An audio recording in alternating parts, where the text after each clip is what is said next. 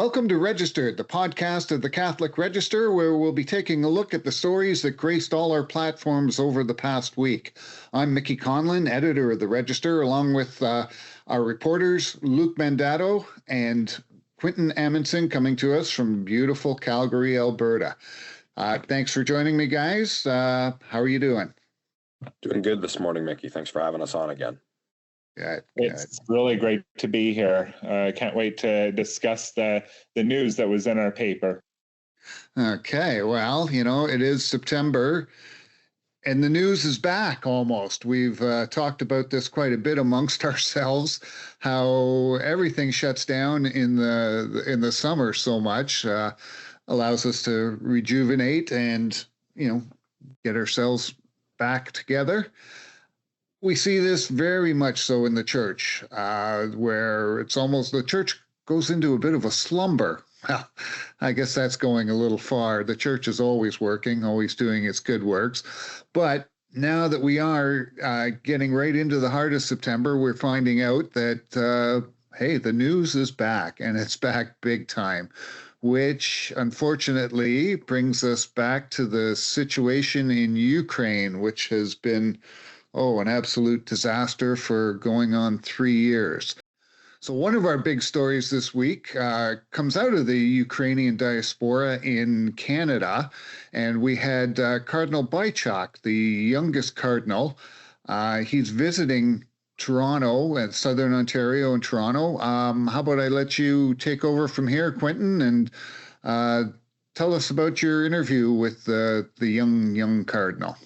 It was a very well-received visit. We connected after he spoke at a Ukrainian Saturday school, and he delivered a message about the importance of supporting families during war times and how we must really work to persevere and maintain our holds on our tradition, our culture in the world whenever we are under threat. And of course, the Ukrainian diaspora all across the world have felt that they have been under threat, and they've had to lean and adhere closer to their traditions. And what I really appreciate is he recognizes the importance of being an island of hope and being that connective voice across the world, because as soon as an attack happens in Kiev, it is felt in Melbourne, Australia, where he preaches. It's felt in Toronto, where there are so many Catholics, and where I'm in Calgary, there have been a lot of Ukrainian refugees at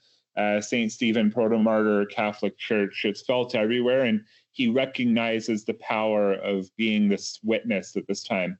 Yeah, Quinton, I took the liberty of reading through your story as well, and one of the things that struck me was also his pull towards trying to understand the role of family and strengthening family during this time. One of the things you wrote is that he touched on how priests gained significant, practical and pastoral experience in ministering to families. Is that something he spoke to you in depth with at all? I just thought that was an interesting piece and component of it as well.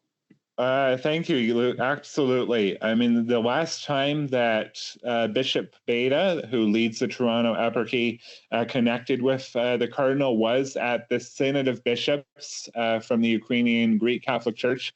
And it was all about a pastoral approach to family. So they want to set up family and life offices. They just want to preach about the sanctity of family, because that ultimately is what is going to lead to, restoration and hopefully healing when, peace, if God wills it, comes.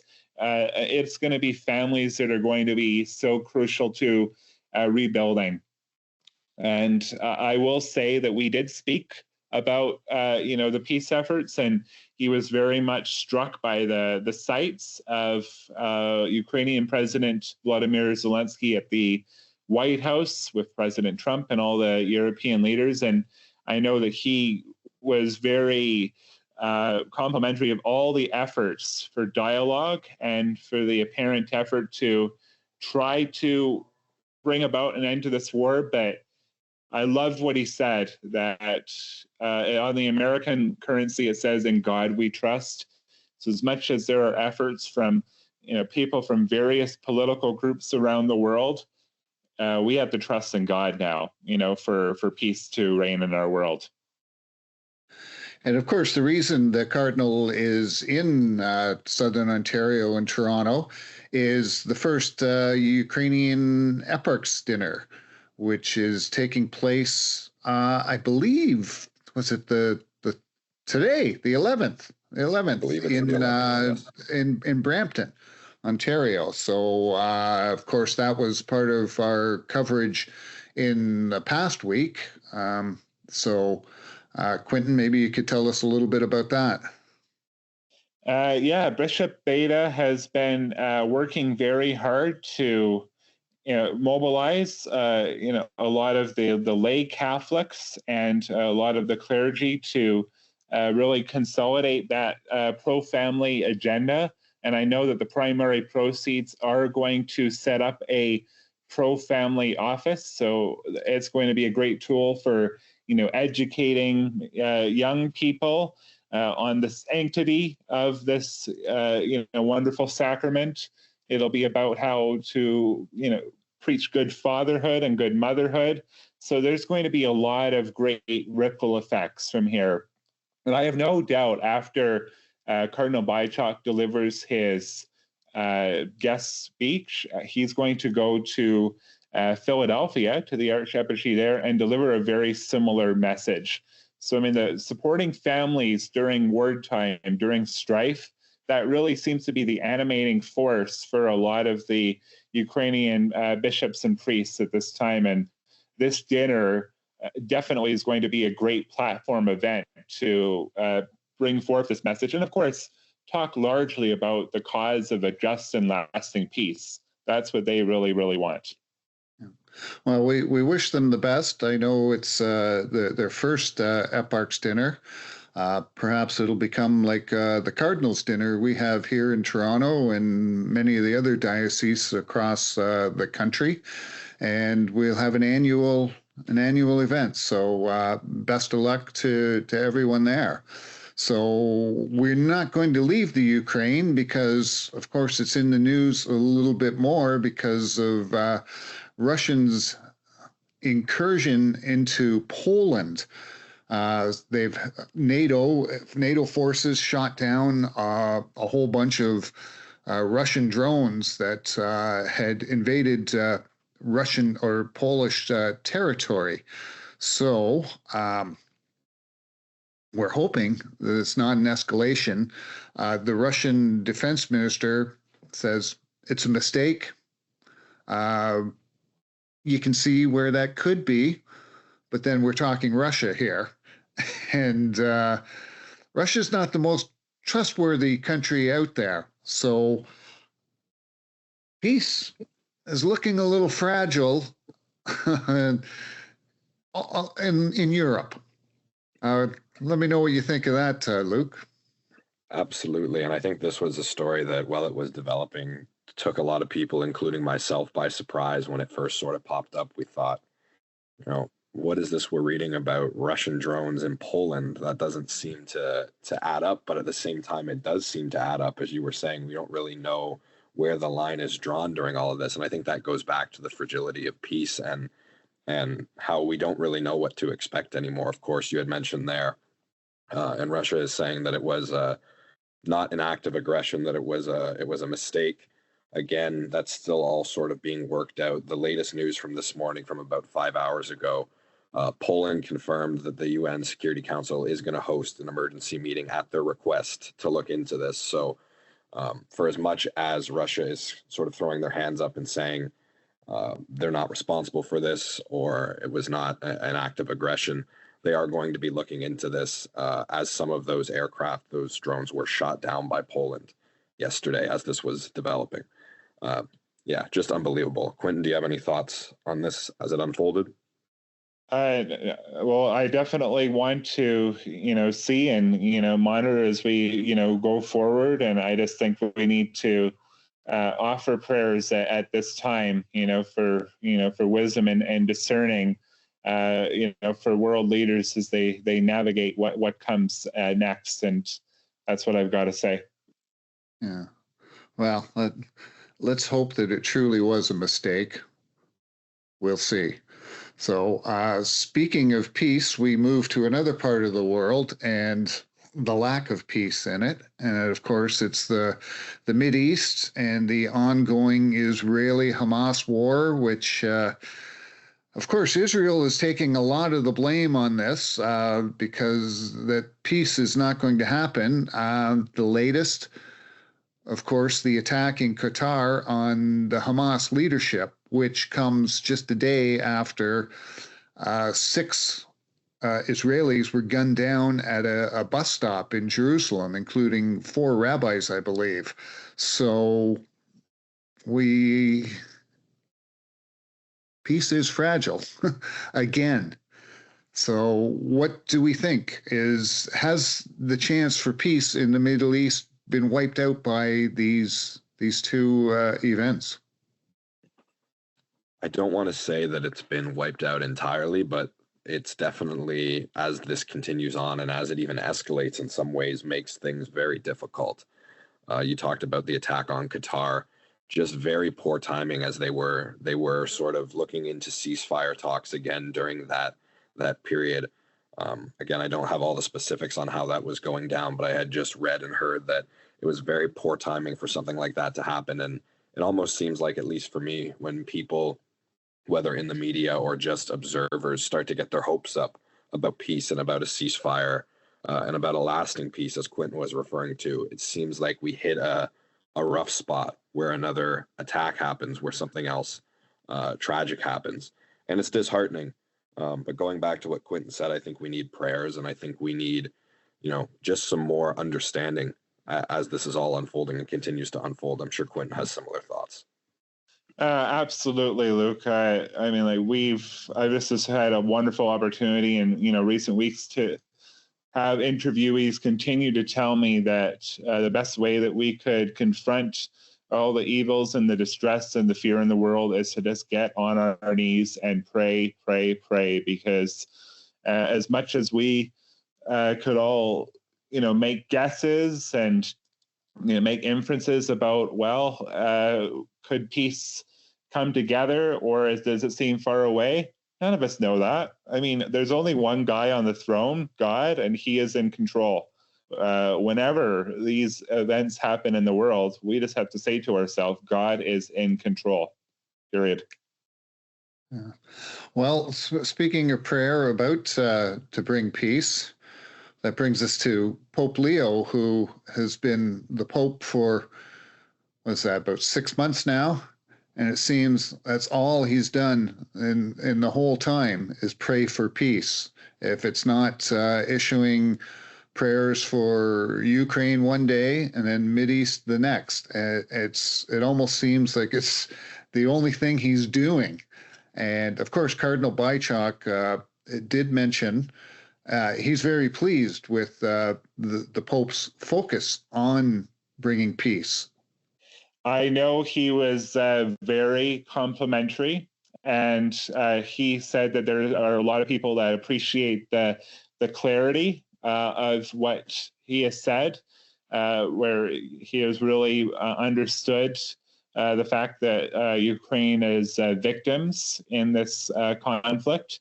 So I know for sure that the Pope has also met with multiple Ukrainian leaders and clerics, including Cardinal Bychok a couple times himself over the recent months. And I know that that's been very something. And of course, we have to remember that, yes, Cardinal Bychok was the youngest guy that voted for Pope Leo to become our pontiff, to be the successor, the chair of St. Peter. And I was just very struck by Cardinal Bychok probably prayed 12 rosaries during the 24 to 30 hours of the conclave. And now this guy that has been elevated, he is giving the leadership that Cardinal Bychok and a lot of the other cardinals were hoping for when they were in the Sistine Chapel for the 24 to 30 hours. So I know he was very complimentary, went out of his way to offer effusive praise for the statements that Pope Leo has made so far. Yes, and the Pope, of course, is the Mideast is always on his mind, and he's been praised in many quarters there for his stance on peace as well, and calling for the prayers for peace. So we hope that it comes to fruition. So, speaking of peace, there's not always peace everywhere in the world like we think there is in Canada. The peace is about to be broken. September 15th, Parliament returns. Already we're seeing Pierre Poilievre, the Conservative leader, he's already into attack mode. Again, you, Quinton, wrote the story for the Register on the return of Parliament. In particular, one of the issues that we are looking at as the Catholic Register is immigration, because we're hearing all kinds. There's lots of talk surrounding the whole issue of immigration, temporary foreign workers. We're talking Canada, a country built on immigrants. Every one of us here is the result of immigration. And we've always been very much in support of it. Lately, that's changed. So maybe you can tell us a little bit about what you found, Quinton, about what can be expected in Parliament starting Monday. There was definitely a very concrete proposal to scrap the temporary foreign worker program. And we definitely alluded to in the story about how there's public opinion polling suggesting right now that there is a plurality of Canadian voters who would support, such a call. 44% and then 30 opposed, and then there was a remaining 26% that didn't commit one way or the other. And we know that of the fact that they're mentioning arguments about how there have been problems about the youth employment. It's been the worst it's been in decades outside of the COVID years. I mean, that's an animating talking point. And I know that affordability, which is going to be another big topic that'll be pushed in Parliament, will be, very much part of this when they convene for question period starting on September 15th. So we were able to get some quotes from multiple sides of Parliament. And this past week, I did reach out to the Catholic agencies that deal with temporary foreign workers. We're talking about Catholic Social Services, the Calgary Catholic Immigration Society, the Catholic Center for Immigration in Ottawa, and others. Largely, we had a discussion with CCIS in Calgary, and I mean, they work with temporary foreign workers and other immigrants every day. So, I mean, there's a very passionate cause for them to advocate for, these workers and the way that they service the Canadian economy, especially during the COVID years. But next week, we're going to hear from one of the leading Catholic MPs, Garnet Jenness, who really brought forth a view about how Catholic social teaching, one of the values is, prudency and personal responsibility, making those responsible choices. And he looked at the fact of the management of the country and whether it is unwise to bring in such a flood of people when that could lead to wage suppression and, lots of housing opportunities. So we're going to definitely bring multiple voices from all sides in our coverage. And we expect a very spirited debate every day in the House of Commons about this issue starting on September 15th. Okay. Well, Luke, speaking of all the young Catholics who are finding it a struggle in these days, on this panel of three, you are the youngest of young Catholics. So how about you give us an idea of what people of your age are thinking of this? Absolutely. And of course, I can't speak for everyone within my sort of age cohort, again, as the youngest Catholic on the panel here. But I can say, at least for myself, that, all the things that Quinton mentioned there and all the things that are being talked about as Parliament returns, we're seeing it.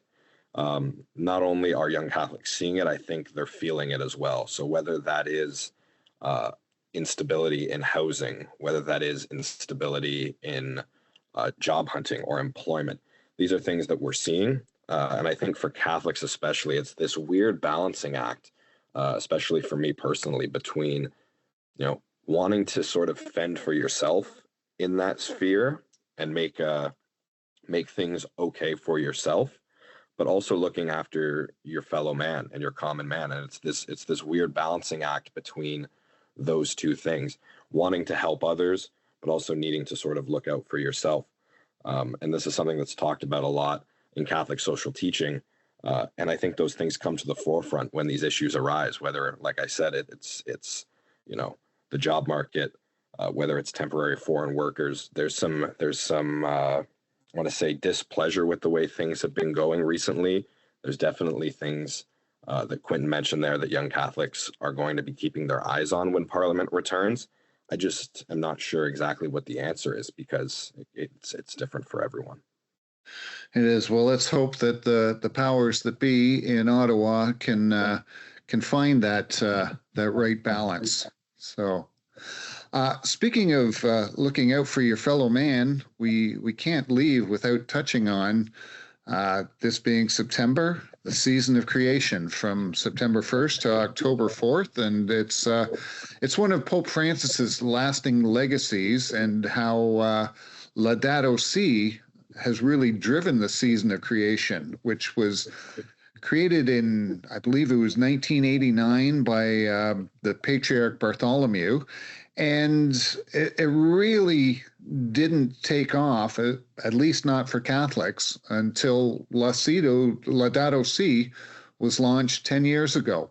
So, Luke, how about you let us know about some of the things that are going on, in particular, St. Gabriel's Parish in Toronto, which many people will know as, I guess you can call it, the environmental parish of the diocese. Absolutely, Mickey. Yes, St. Gabriel's does take a very, I want to say concerning, a very direct approach towards that side of things, to the environment, mainly because it's a Passionist parish. And of course, we can talk a little bit about the Passionists afterwards. But I was able to have a great call with Michael Nasalo. He's the director of the Passionist Solidarity Network, also a longstanding parishioner at St. Gabriel's, about what they're going to be doing. They're hosting an event that is looking into the season of creation, looking into the 10th anniversary of Laudato Si. They're going to be giving sort of a gathering, almost a makeshift parish retreat, where parishioners there are going to be engaging in prayer together. They're going to be reflecting on the messages of Pope Francis's Laudato Si, looking at the background and themes from that encyclical, and then sort of engaging in what he described as a bit of a synodal talk about how, both personally and as a parish, they can work towards the goals of that encyclical. Of course, care for the common earth, and he also says care for the poor goes hand in hand with that. You can't have one without the other. It was a very engaging talk I had with him. I believe on September 20th is when they're going to be hosting this Laudato Si breakdown. And it was a fantastic talk. And again, it kind of had this somber undertone to it, as Laudato Si and the season of creation, like you said, was kind of Pope Francis's, I don't want to say his parting memory, but definitely something that comes to mind when we think of Pope Francis, and this being the first year this fall that we celebrated since his passing. It was definitely a somber talk, and they're looking forward to celebrating it and celebrating his memory through it. Yeah, I think, as many of the good things that Pope Francis did, the one thing that will really endure with him is Laudato Si, and, as I said, the pushing of the season of creation and the care of creation. So, and I know, Quinton, you wanted to kind of wrap up with part of our creation. We had some bad news yesterday. Charlie Kirk in the big political assassination down in the U.S. Terrible to hear. I'll let you take over from there and offer your.